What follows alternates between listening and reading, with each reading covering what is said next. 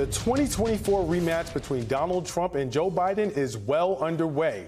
And in a twist we don't often see during elections, both of the candidates actually have a presidential record to run on. But what do voters actually remember about Donald Trump's first term?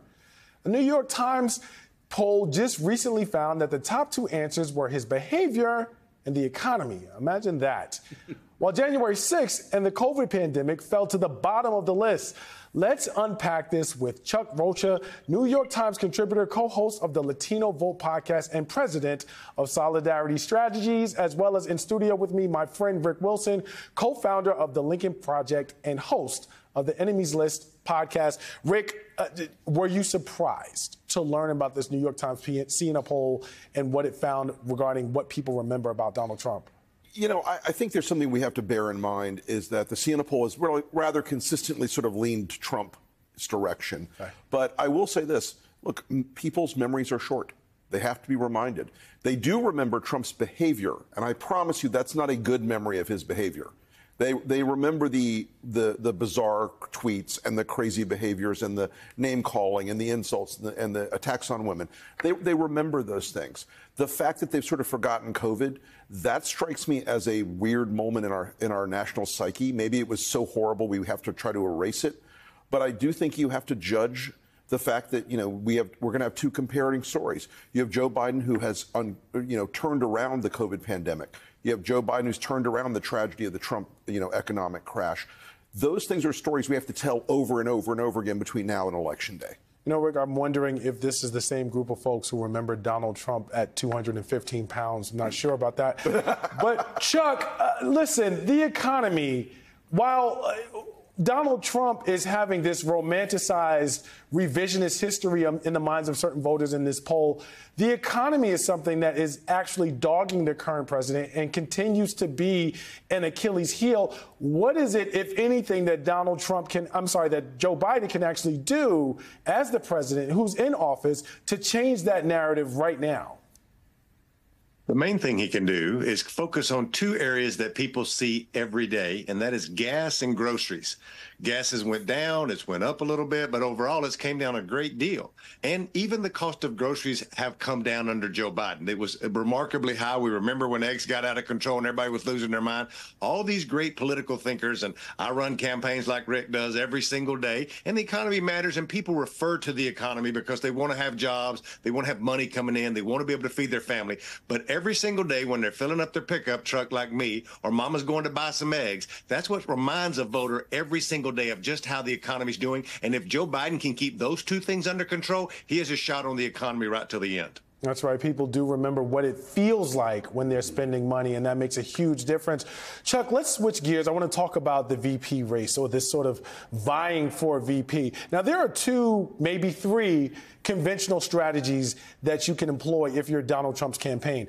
Mm-hmm. The actual turnout strategy of I need a VP who's going to deliver me more votes is probably not successful. Donald Trump has lost the popular vote in the last two elections. So a turnout candidate is not necessarily going to do it. At the same time, many pollsters have said that Donald Trump wins not by addition but by subtraction. Basically, someone who can not necessarily energize the left in a way that Democratic voters ultimately stay home. And then there's a third school of thought that says just whoever can kiss up to Donald Trump the most. So what is the calculus, if you will, of how that campaign is going to go about choosing a potential VP? There's a sort of singularity around the third question, around the third issue.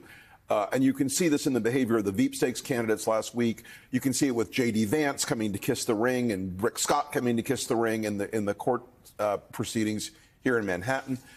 And at the end of the day, Trump is looking for someone who's not Mike Pence. He doesn't want someone who is going to defy him ever. And so they're all going out and trying to have these displays of absolute obedience to Donald Trump. I think the electoral calculus is off the board at this point. Look, if he picks J.D. Vance, Ohio is almost certainly going to vote for Trump anyway as of right now. If he picks an Elise Stefanik, New York is not going to vote for Trump no matter who he put on the ballot from New York State. So I think he will end up in the end going for the comfort of somebody he thinks is, a world-class Trump, ass kisser more than somebody who could do something in the electoral calculus for him.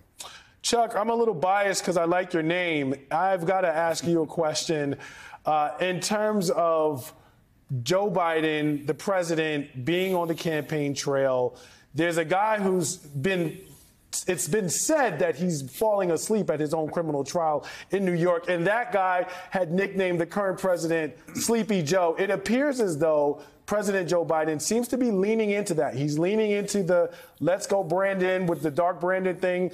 Is this something that the president is going to be able to sort of carry out effectively on the campaign trail? Or is he making a mistake by sort of just making the jokes about Sleepy Joe, dark Brandon, and what he's been doing to sort of play off of what Donald Trump has said about him in the past? You just mentioned that lots of voters remember how Donald Trump acts, and this is one of the ways you play off of that. And then the opposite of that, in focus groups that I'm in all over the country, when you ask people one thing that they know about Joe Biden, they say that he's old. So anytime that he is playing off of that, showing energy of being able to fight back against that and make fun of that, it's a good thing for swing voters, because you don't want to be the guy when you walk into the voting booth that says, I'm voting for one of the old guys. But if they're voting for one of the old guys that make them laugh, that don't act like the crazy old guy, it's always good for Democrats. Mm-hmm. Chuck, I want to follow up right now in this VP sweepstakes. We also have a number of folks. We have seen most recently the North Dakota governor has been on the campaign trail with Donald Trump. Scale of 1 to 5, what sort of a chance does he have in being selected as the running mate for the former president? I think any of them have a decent chance. And I think you and Rick were right with what you're talking about. The VP really matters nothing here. It's just who can suck up most to Donald Trump. I've been running campaigns for a long time, and we haven't voted for somebody because of who they pick for vice president in a long time. But I would give you a little nuance. It's going to be so close, and the Latino vote is so important here.